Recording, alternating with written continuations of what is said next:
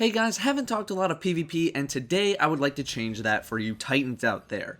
Today I'm going to be talking about what I think is the best build for Striker Titans, namely for the Control Game Mode. This build is an Aftershocks build. Our grenade will be Lightning Grenade. After finally learning how to properly use this grenade, I have completely ditched Pulse and Flashbang. Flashbang requires too much of a precise throw in my opinion to get the most out of its blind, and Pulse Grenade, while strong, is completely outclassed by Lightning Grenade, which can two-shot players, dealing 122 damage per shock. Your jump is going to be your choice, but I think increased lift is the absolute best. I personally cannot live without it. We'll be utilizing Aftermath with Fist of Havoc for its zoning potential. I'm not a big fan of Death from Above as I generally suck at using it. Aftermath is great for taking out those Oblivious players, especially on maps like Firebase Delphi. Your melee upgrade does not matter that much since it does not buff your damage at all. Amplify is my choice, so just in case I manage to get a kill with Stormfist itself and not a regular melee, I can get my super back a little bit quicker. Overload is absolutely worthless in PvP, and Discharge is not very good.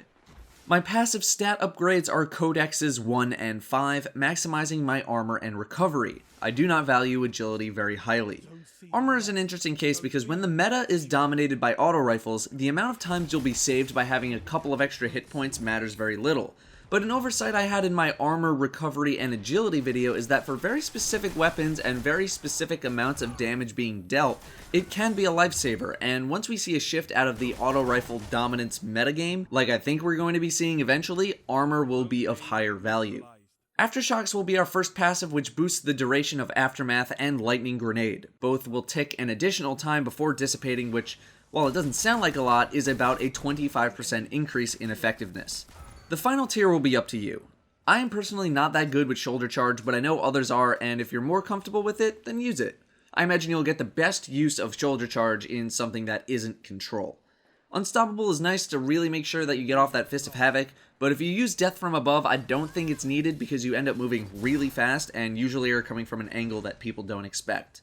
Juggernaut is an interesting choice for people who really like shotguns or the shotgun melee combo, and it's just what I've been using to protect myself in specific situations.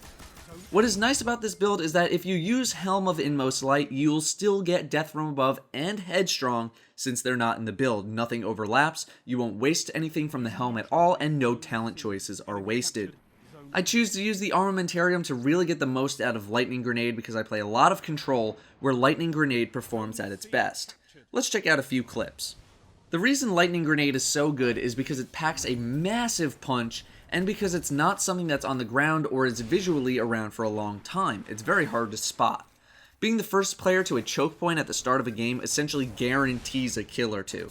The key is to not throw it on the ground, but to throw it on walls. If you just throw it on the ground, you have a very small area of effect where you're going to get damage on other players. The aim is to throw it on the walls opposite of nodes being captured or in choke points. Here's an example of map knowledge netting me some kills early. I'm spawning A on Rusted Lands, and I know the other side spawn has the advantage for capping B at the start of the game. I want to capitalize on their greediness and hopefully nab some kills. I book it over to B, but I don't go straight up the middle because that's where most players look. Plus, I have a terrible line of sight to throw my grenades. I have to expose myself to danger to get my grenades ideally positioned. By going to the other side, I can arc my throws to my specifications. My first one is a bit high, but thanks to the Armamentarium, I just throw another. I have a lot of territory covered on that node, they can't stand on it without being shocked. And because it's so tough to spot, most people think they're just being shot and instead opt to hide instead of running away, which is exactly what we want. I end up nabbing a triple kill just with my grenades, and I get B all for myself. Here's another clip on Bastion, a little bit simpler. My enemies are getting C. Now, what would have happened if I had Flashbang Grenade? I would have thrown it, probably not blinded everyone, and would have had to directly engage them, which, if I don't have to, I don't want to. Pulse Grenade would have hit all of them for 61 damage, but everyone can see it visually on the ground, they know not to stand in it, and can just reposition themselves. Lightning Grenade, in this case, gets stuck on the wall behind them, so it's tough to see the actual threat. It ticks immediately for 122 damage, leaving all of them to panic about what actually hit them. They don't react fast enough, and since it has a decent cone of damage, it ticks again before they're able to react fast enough, and I score myself a triple kill. Here's the last clip, it's on Firebase Delphi. We spawn outside, which is never the ideal, and we all know what happens on this map. It's a blitz to B. We are no exception. I get to that window as fast as possible, but instead of gauging from the front, I go around back and am cautious in my approach. Since no one is here to challenge me, I throw a lightning grenade. The players are so obsessed with the people in front of them that they don't want to look away, and instead just die to my grenade on B. This is why the lightning grenade is the best Striker Titan grenade, at least for control. I'd argue it's the best for any objective game mode, and it has its moments in Team Deathmatch. Rumble is maybe where it doesn't shine as bright. Let's talk now about maximizing your super usage. Control is where you're really going to shine, and you're going to want to look for flags being capped really fast, but you also want to know the best places to launch yourself so that you land correctly. My favorite map for supers is Rusted Lands.